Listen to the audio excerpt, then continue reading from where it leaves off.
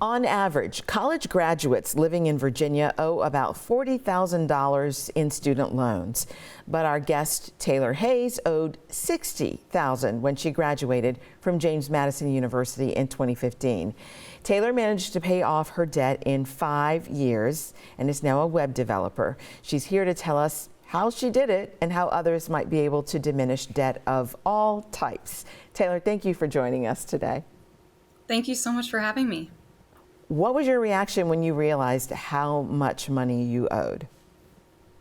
I think there was a little bit of shock, but to be honest, for the most part, I kind of was just like, well, I expected to have student loans and I was told that it was kind of normal. And I just thought to myself, you know what, I'll probably have these for the next 25, 30 years of my life. But yeah, at first I learned about it and I just thought, I guess this is just part of my life now.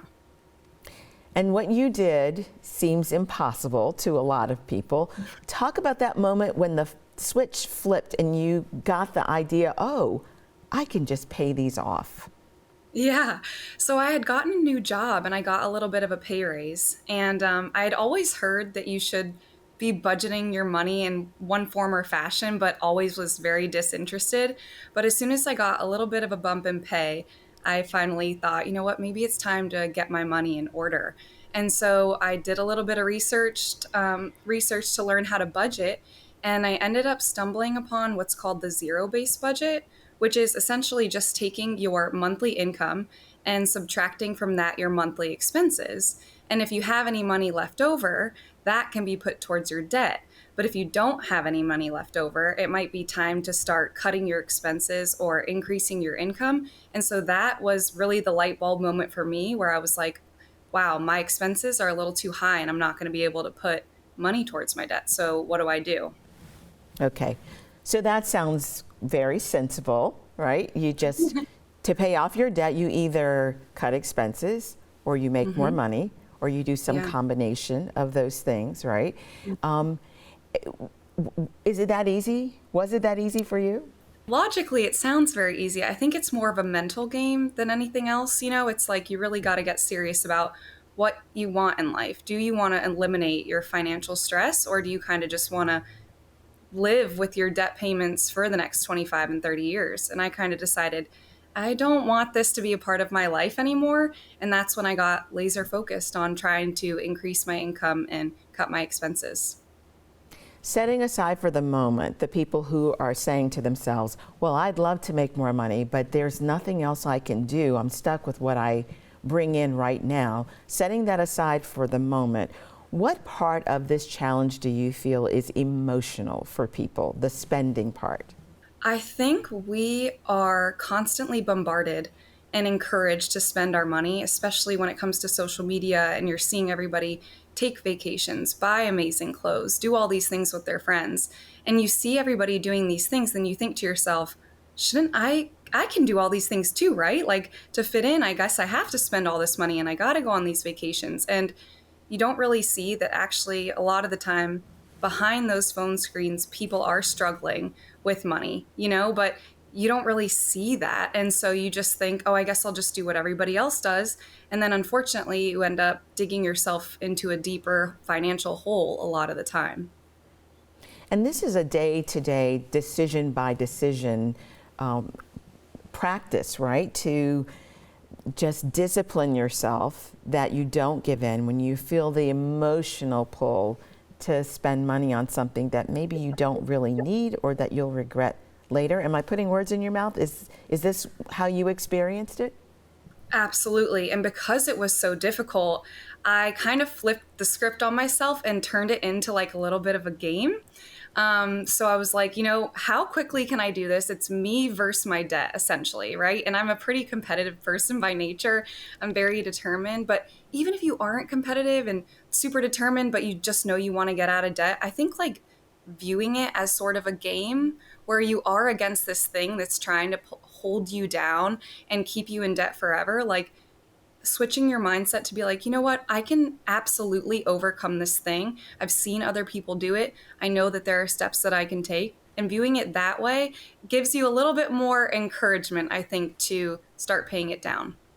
Okay, step by step, you kept track of how much you owed, how much you were paying, watch the numbers over time. How did you track your payoff of the debt? What I think really helped me as a point of motivation was calculating how much interest was accruing on my debt every single day. So, with student loans, oftentimes you are accruing interest on your student loans every single day. So, that balance is building every single day. And once I did the math, which was a really simple calculation that you can Google to just determine your daily interest, I realized I was paying about, or my balance was rising about $10 a day on top of the 60 grand that I had owed. So as soon as I learned that fact, I was like, wow, like I really can't just sit idle and pay the minimum payment. Like I need to do something about this and I need to be more intentional. I'm putting myself in the frame of mind of people who maybe didn't get their degree, but they still have debt, or their degree is in an area where you can't make a lot of money, but they are passionate about the work. Maybe it involves helping other people.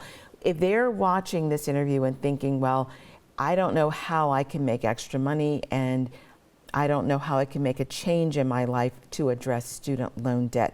Are there side hustles? Are there things that you recommend that people can look into that could help them solve their debt problems? One of the things that I did was I got a part-time job at an ice cream shop. So on after my 9 to 5 on weekdays and then on the weekends, I sacrificed, it was probably about a year of going from my 9 to 5 to the ice cream job. But I made like $12 to $13 an hour plus tips, and all of the money that I made from that ice cream job went straight towards my student loans. And that was actually a really great experience because not only did it help me pay off my student loans faster, but I got to meet a lot of really awesome people, and it just gave me a different life experience that I never would have had otherwise, you know? And there are things like babysitting, pet sitting. I would ask my coworkers, like one of my coworkers at the time had a niece and nephew that needed, and their parents needed a babysitter. And I was like, I'll do it. You know, really anything that would help me make a little extra money. You also, in the process, have created some resources for people who are trying to tackle debt, not just student loan debt, but really could be applicable for any kind of debt. What kind of resources do you have for people who want to learn more?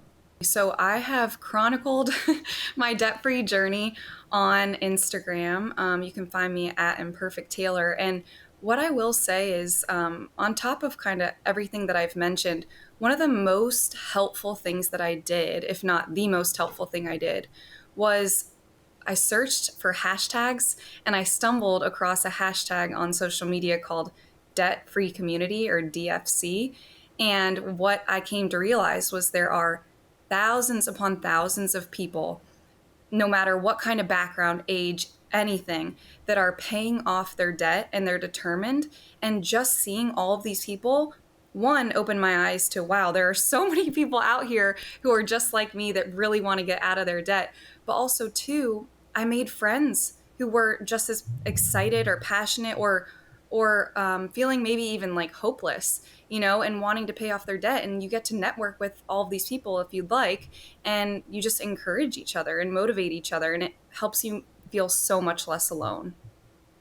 They inspired you, and now you are inspiring other people as well. Thank you so much for joining us, Taylor Hayes, slayer of student loan debt and accomplished professional today. Thank you for sharing with us today. Absolutely. Thank you so much for having me. Thank you for watching. Make sure to like, comment, and subscribe to VPM's YouTube channel, and head to vpm.org for more in-depth coverage.